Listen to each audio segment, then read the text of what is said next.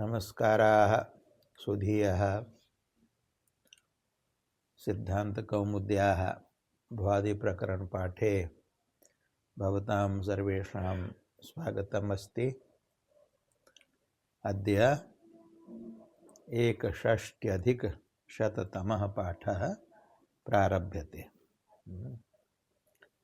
विगते पाठे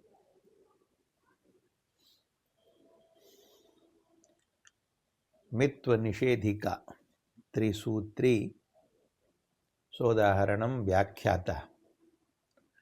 शमो दर्शने यमो परिवेषणे स्खदिरव परिभ्यां च। अनया त्रिसूत्र्या किं भवति? प्राप्तस्य मित्वस्य निषेधो भवति। शम यमयोः अमन्तत्वात् मित्वप्राप्तिरस्ति।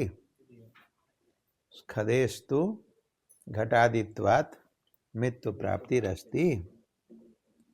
तन्मित्वं एभिः त्रिभिरपि गणसूत्रैः निषिध्यते।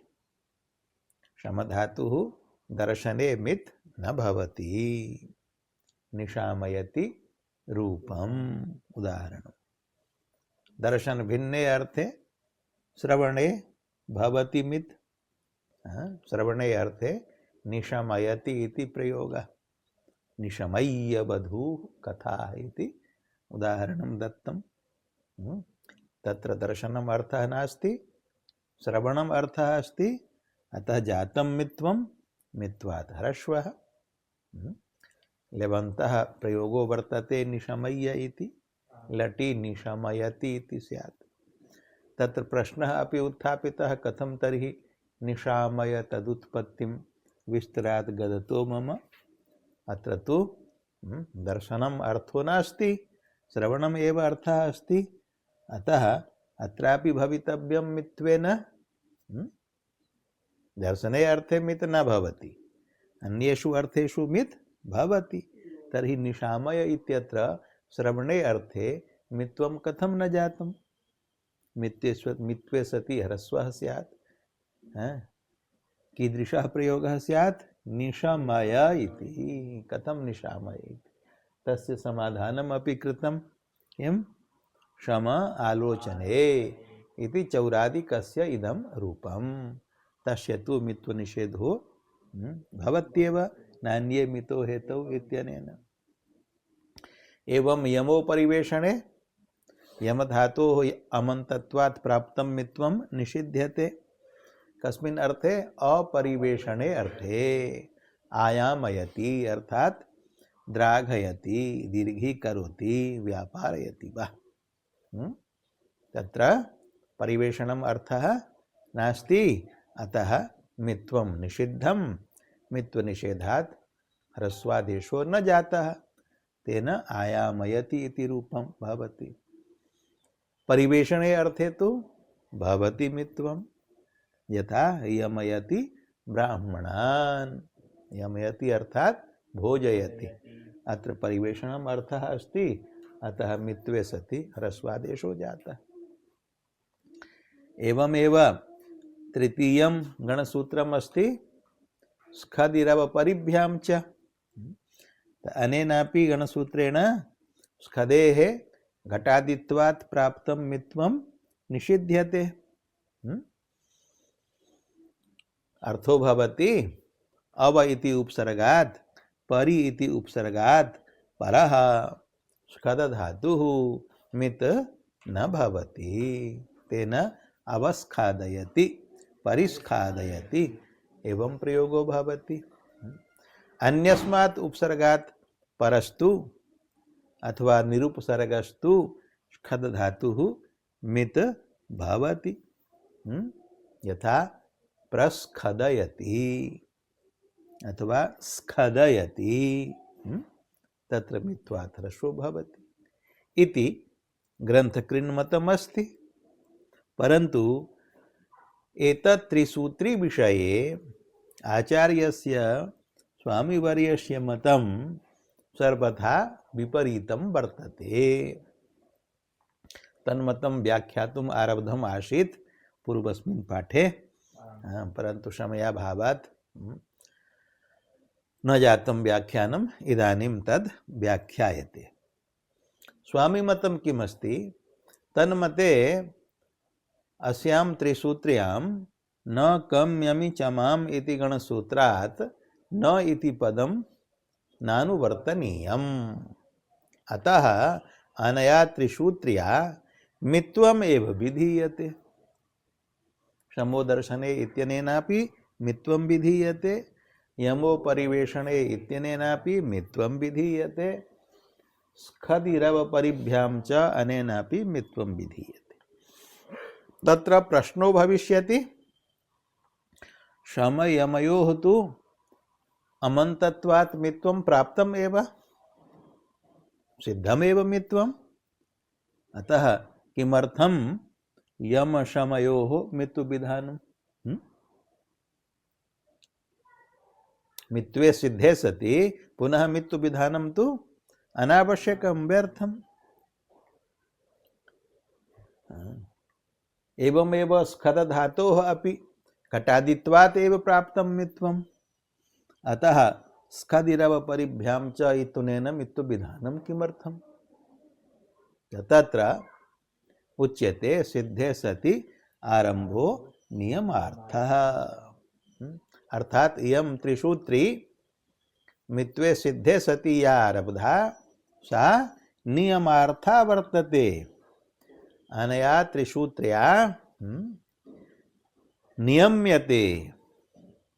कीदृशं नियमनं तत्? तर्हि एकैकं गणसूत्रं तन्मतेन व्याख्येयम्। प्रथमं शमो दर्शने इति। तत्र अस्माकं मते, स्वामी मते च पदच्छेदे मतभेदः। अस्माकं मते शमः दर्शने इति पदच्छेदः। शमस् इत्यस्य पदान्तस्य सकारस्य रुत्वे दकार रूपे हषि परे हश्च इति उत्वे गुणे शमो दर्शने इति रूपम् इति अस्मन्मतं। शमधातुः दर्शने मित् न भवति इति। स्वामी मते तत्र पदच्छेदः अन्यथा कार्यः। कीदृशः? शमः अदर्शने इति। मध्ये खण्डाकारो विधेयः। अकारे परे अपि पदान्तस्य सकारस्य रुत्वे रेफस्य उत्वं भवति। अतो रोरप्लुतादप्लुते उत्वे गुणे पुनः पूर्वरूपे च कृते शमो दर्शने इति प्रयोगो भवति। स्वामी मते शमो दर्शने इत्यस्य अर्थः कः जातः? शमधातुः अदर्शने अर्थे मित् भवति। शमधातुः यदि मित् भवति तर्हि अदर्शने एव मित् भवति। अयं नियमः। मित्वं तु अमन्तत्वात् प्राप्तमेव। पुनः इदं गणसूत्रं किमर्थं? नियमार्थं। को नियमः? तो नियम प्रकारः अयं। शमधातुः मित् स्यात् तर्हि अदर्शने एव, न तु दर्शने। तो फलितं दर्शने अर्थे मित्व निषेधः। तो एवं प्रकारेण अस्य गणसूत्रस्य व्याख्या भेदे सत्यपि अर्थस्य पर्यवसानतया उदाहरण प्रत्युदाहरणयोर्नास्ति भेदः। अस्माकं मते अपि दर्शने मित्वं न भवति, स्वामी मते अपि दर्शने मित्वं न भवति। अतः निशामयति इति रूपं समानं द्वयोर्मते। दर्शने अर्थे अस्मन्मतेपि मित्वं भवति, तन्मतेपि मित्वं भवति। अतः निशमय्य इत्यपि समानम् उदाहरणं द्वयोः मते। अर्थभेदो नास्ति, उदाहरण प्रत्युदाहरण भेदो नास्ति। किन्तु यमो परिवेशणे इत्यत्र सर्वथा वैपरीत्यं फलति। तत्र तु संधि विच्छेदे भेदो न भवितुमर्हति।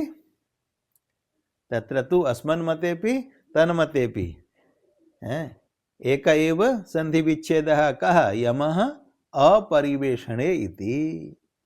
तत्र तु यमः परिवेषणे इत्येवं विच्छेदः न कर्तुं शक्यते।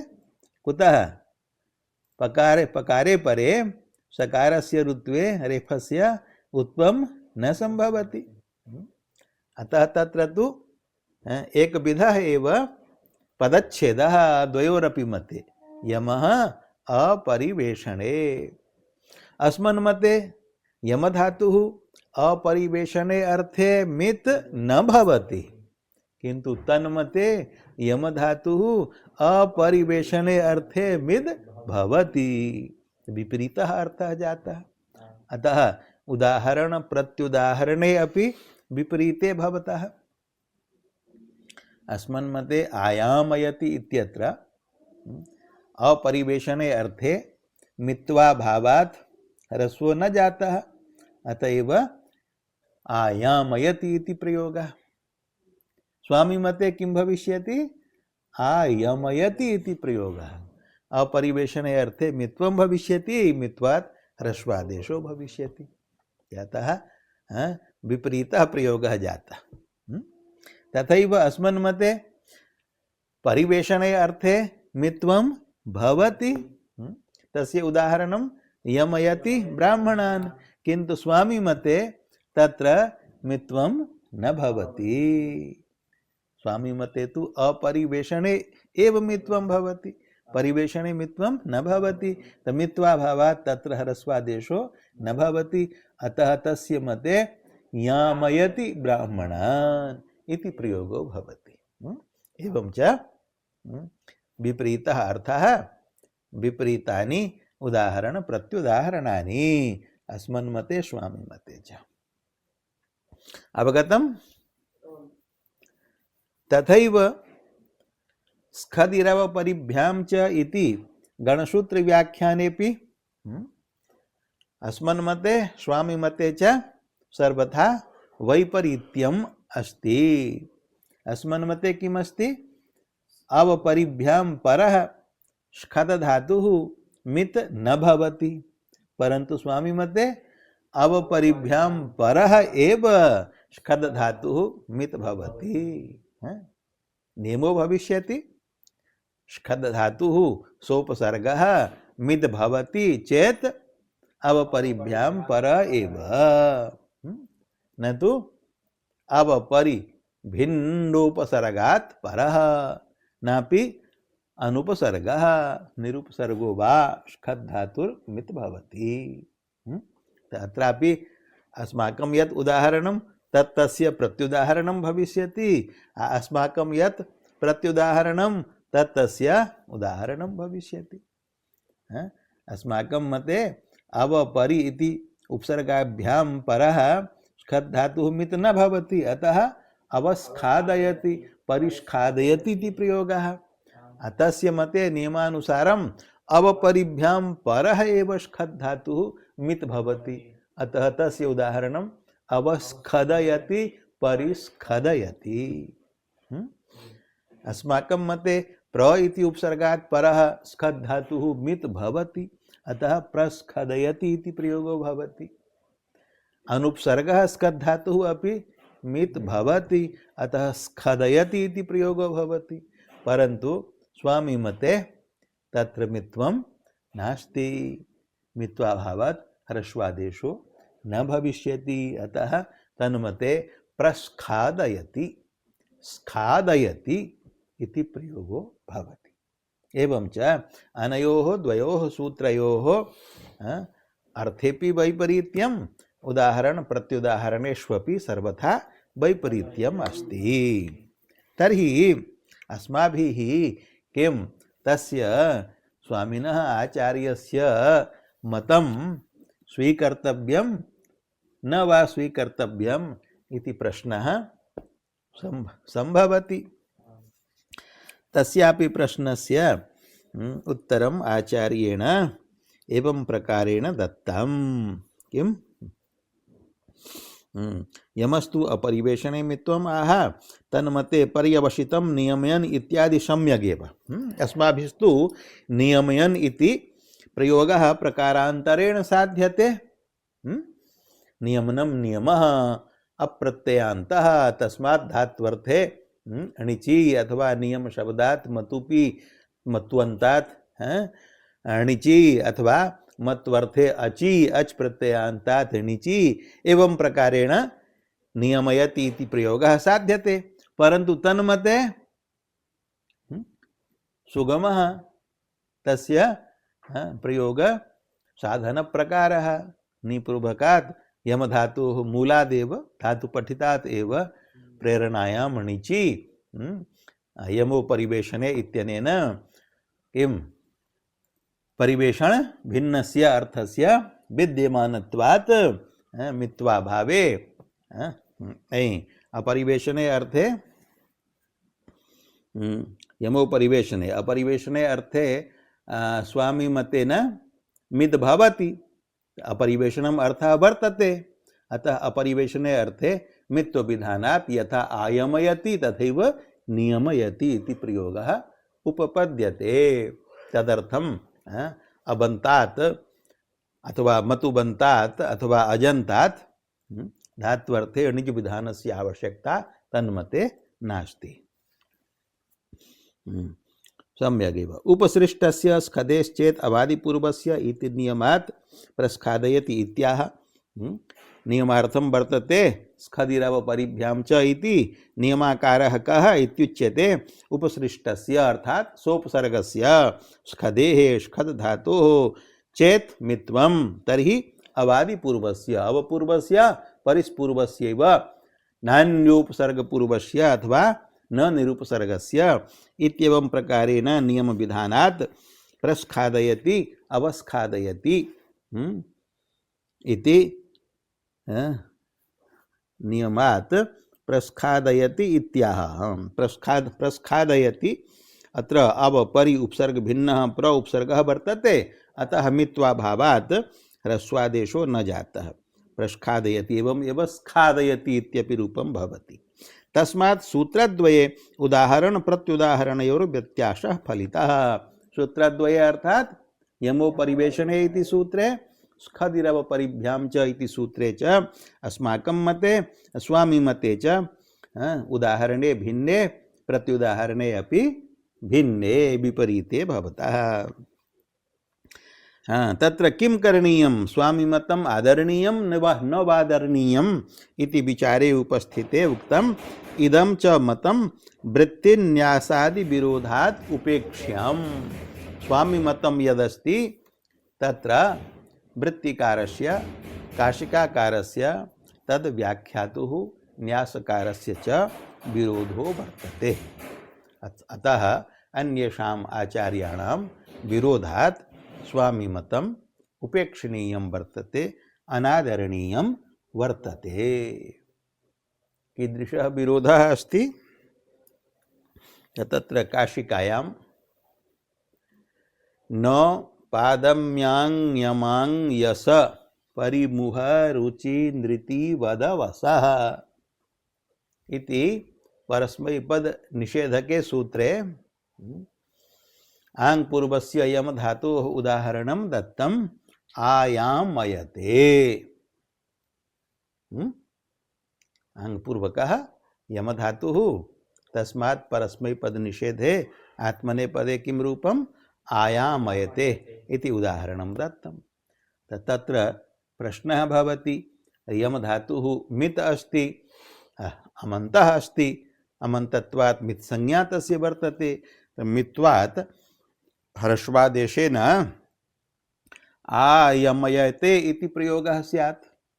कथम आयामयते इति प्रयोगः उक्तः? उदाहरणं दत्तं, तत्र उत्तरं दत्तं तेन अत्र यमो परिवेशणे इति गणसूत्रेण मित्व निषेधो वर्तते।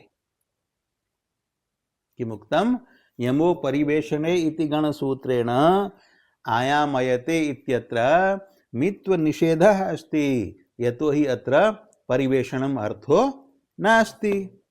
यमो परिवेशने इत्यनेन किं क्रियते? अपरिवेशने यम धातोः मित्व निषेधः क्रियते। तो यह अर्थः अस्माभिः उक्तः स एव अर्थः तेन काशिकाकारेण तद् व्याख्यात्रादिभिः न्यासकारादिभिश्च समर्थितः। अतः स्वामी मते तेषाम् अपि आचार्याणां विरोधो वर्तते। अतः काशिकाकारादीनां विरोधात् स्वामी मतम् उपेक्षणीयम् अनादरणीयम् एव। अस्माभिः यद् व्याख्यातं तदेव व्याख्यानं ग्राह्यं स्वीकरणीयम्। परन्तु मतम् अस्ति, अतः औदार्यात् तस्य मतमपि व्याख्यातं। ग्रन्थकाराणाम् आचार्याणाम् इदं परमम् औदार्यं यत् विरुद्धमतम् अपि व्याख्यायते भवतु। एवं प्रकारेण त्रिसूत्री व्याख्याता। अग्रे सरामः। अग्रे अस्ति फणगतौ। फणधातुः गतौ अर्थे वर्तते। अयम् अपूर्वः एव धातुः वर्तते। अन्यत्र पठितस्य घटादिगणे अनुवादो नास्ति, अपूर्वः अस्ति। अतः अस्य धातोः रूपाणि अपि वक्तव्यानि एव। फणादिगणे पठितः मतभेदोऽपि वर्तते। तं भेदम् अग्रे कथयिष्यन्ति स्वयमेव आचार्याः। फणधातोः रूपाणि प्रथमं वक्तव्यानि। फणगतौ इति पाठेन घटादित्वात् फणधातोः मित् संज्ञा भवति। मित्वात् णौ मितां ह्रस्वः इति ह्रस्वो भविष्यति। तद्रूपं पश्चात् वक्ष्यते। प्रथमम् अण्यन्तस्य धातुपाठ पठितस्य फणधातोः रूपाणि वक्तव्यानि। परस्मैपदी वर्तते, अतः लटि रूपाणि भवन्ति। फणति फणतः फणन्ति, फणसि फणथः फणथः, फणामि फणावः फणामः। लिटि अत्र विशेषः अस्ति। एत्वाभ्यास लोप विधानम् अस्ति विकल्पेन। तदर्थं सूत्रं वर्तते फणां च सप्तानाम्। एत्वाभ्यास लोप विधायकम् इदं सूत्रम्। अतः एक हल मध्ये नादेशादेर लिटि इत्यनेन थलि च सेटि इत्यनेन च अत्र एत्वाभ्यास लोपौ न प्राप्नुतः। कुतः? यतः फणधातोः अभ्यासस्य फकारस्य वैरूप्य विधायकः आदेशो भवति। फकारस्य चर्त्वेन पकारादेशो भवति। अतः लण् निमित्तादेशादिकस्य सत्वात् तेन सूत्रेण अप्राप्तौ यौ एत्वाभ्यास लोपौ तौ अनेन सूत्रेण विधीयेते। सूत्रस्य अर्थः करणीयः, तदर्थम् अनुवृत्तिः कार्या अस्ति। कानि कानि पदानि अनुवर्तनीयानि? अतः एक हल मध्ये नादेशादेर लिटि इति सूत्रात् लिटि इति पदम् अनुवर्तनीयम्। थलि च सेटि इति सम्पूर्णं सूत्रम् अनुवर्तनीयम्। भसोरेद्धाभ्यास लोपश्च इति सूत्रात् एत् अभ्यास लोपश्च इति द्वेपि पदे अनुवर्तनीये। गम हन जनखन घशां लोपः किङ् इत्यनङि इति सूत्रात् किति इति पदम् अनुवर्तनीयम्। ङिति इति विहाय तस्य सम्बन्धस्य असम्भवात् लिटः ङित्वा भावात् किञ्च वा ज्री भ्रमु त्रषाम् इति सूत्रात् वा इत्यपि पदम् अनुवर्तनीयम्। तो एतेषु अनुवर्तनेषु जातेषु अस्य सूत्रस्य अर्थो भवति येषां वा एत्वाभ्यास लोपौ स्तः। येषां केषां? सप्तानां फणादीनां। फणाम् इति बहुवचनेन फणादयो गृह्यन्ते। फणादयः कति सन्ति? सप्त सन्ति।